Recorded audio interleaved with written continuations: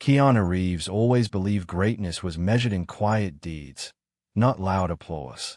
When an unexpected message from Morgan Freeman revealed a heartbreaking truth, children arriving at school hungry, their need hidden in plain sight, Reeves faced a silent choice that would change lives forever. It was a gray Los Angeles morning, drizzle tapping the windows. After a long day on a film set, Reeves returned home, craving stillness. The city outside pulsed, cars humming, people rushing, life unyielding. Inside, he settled with a cup of tea when his phone buzzed. A message from Morgan Freeman lit the screen. Though the two shared mutual respect, Freeman's texts were rare. The words carried a weight Reeves wasn't ready for. Visited a school in Compton today. Kids coming in without breakfast, some with nothing. Broke my heart. Keanu. Thought you'd understand. No ask, no expectation, just a raw truth shared between men. Reeves read it again, slower, picturing children, proud or accustomed to hunger, pretending all was well. He set the phone down, staring through rain-streaked windows. The image lingered, sharper than he expected. His own childhood had known lean days, but never desperation. In 2025 Los Angeles, this shouldn't be. The drizzle thickened, blurring city lights. His tea cooled untouched, Freeman's words settling into his chest. That night, lying awake, fame and fortune seemed trivial against a child's empty stomach. He typed a reply, "Thank you for sharing," but left it unsent. Maybe Freeman needed only someone to share the burden. Rain sang against the roof as Reeves closed his eyes. Morning brought resolve. Over breakfast, Reeves planned something real, invisible, because it wasn't about him. He called his trusted advisor, who managed his private charities. "I need to do something," he said, explaining without naming Freeman. No press, no leaks.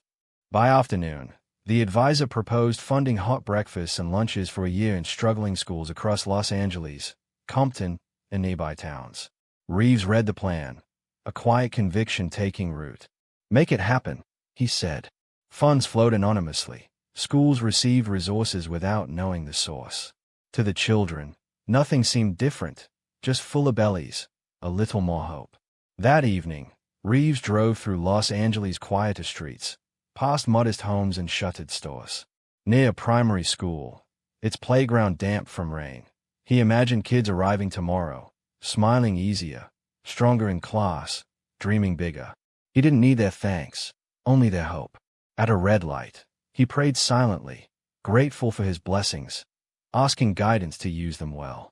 The light turned green, and he blended into the city's heartbeat, believing great things grew unseen. Days passed with a new stillness. Reeves' life, film shoots, rehearsals, interviews, gained a private weight. 3 schools received the first support. Hot meals began without fanfare. It wasn't enough. One evening, he parked near a help school, watching parents collect kids. A girl by the gate ate a crumpled sandwich, perhaps hiding hunger. Maybe tomorrow she wouldn't need scraps. He stayed until the last child left, the image anchoring his resolve. In a quiet cafe, Reeves and his advisor reviewed more schools. Compton, Inglewood, smaller towns. "We can expand," the advisor said. "Same way. No names," Reeves insisted. They funded breakfast for a dozen more schools through anonymous channels, costing more than some film contracts. Reeves didn't flinch. "Start now," he said. Head teachers sent discreet notes. "Our kids smile at breakfast. Attendance is up. Thank you, whoever you are." Reeves saved each in a private folder, secret trophies no one would see. One night, outside another school, he watched 2 boys share a basketball, one in a too-big jacket, the other with holey shoes. They laughed, played. Maybe they'd eaten today. Maybe tomorrow they would again.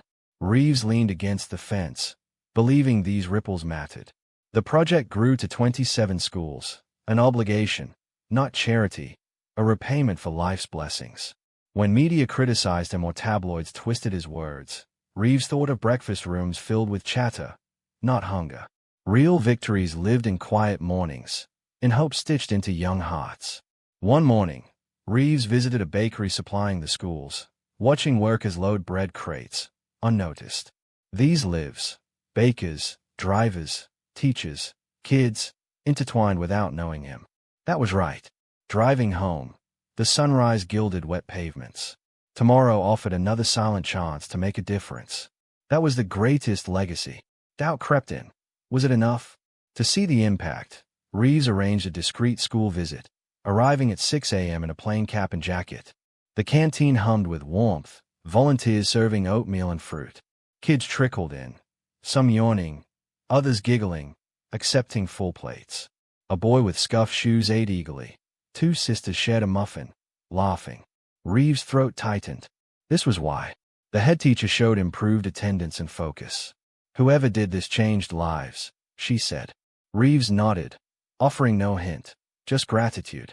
Stories emerged. Thomas, once unfocused, now led his class in literacy after steady meals. Reeves thought of him during grueling shoots. An envelope arrived with a child's card.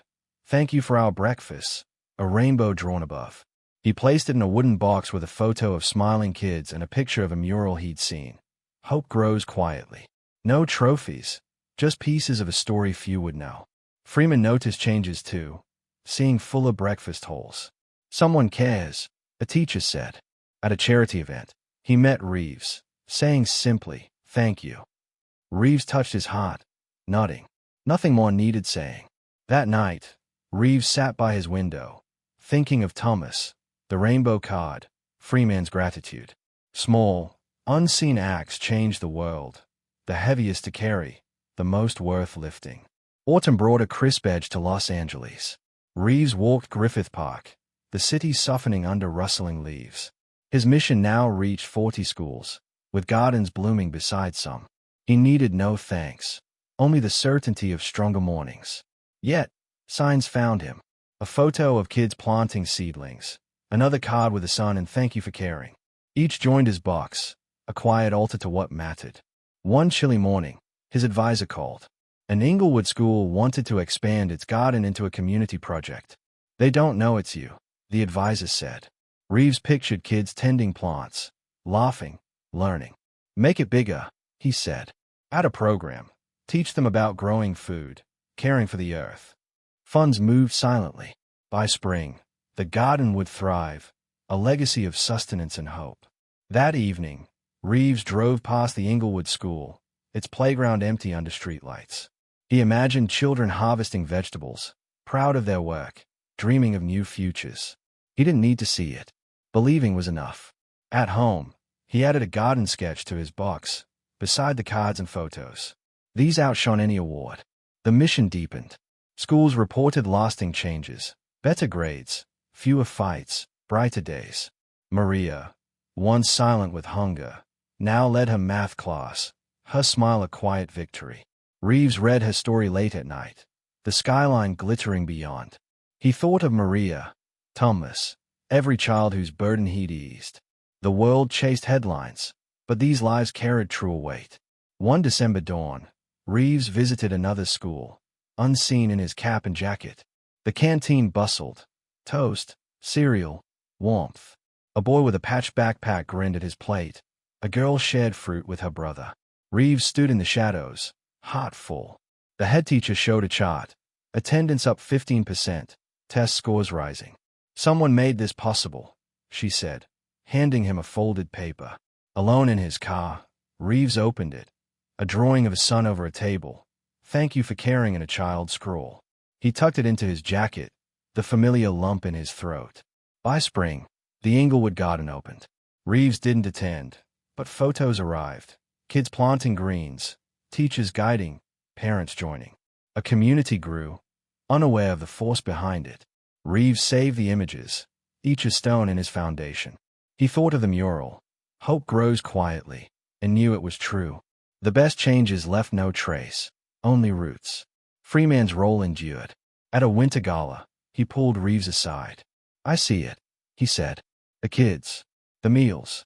Reeves murmured, just carrying it forward. Freeman nodded, their silence a bond. They parted, 2 men carrying a truth the world didn't need. Summer returned, Los Angeles alive with light. Reeves' work reached 50 schools, more gardens, countless lives. He refused recognition, letting communities claim credit, watching hope spread like sunlight through cracks. Passing Griffith Park, he saw a girl with a soccer ball, Her laughter bright. Did her school serve his meals? It didn't matter. The possibility was enough. At home, his box held the cards, photos, a garden sketch, a story no headline would tell. One evening, Reeves sent Freeman a text. Still carrying it, brother. Thank you. Freeman replied. Keep planting. It's growing. In Griffith Park, a boy dribbled a basketball, sneakers worn, smile wide. Reeves watched, feeling purpose, not pride. He walked into the fading light, carrying a victory no one would celebrate, a legacy no storm could uproot. It was enough. Always enough.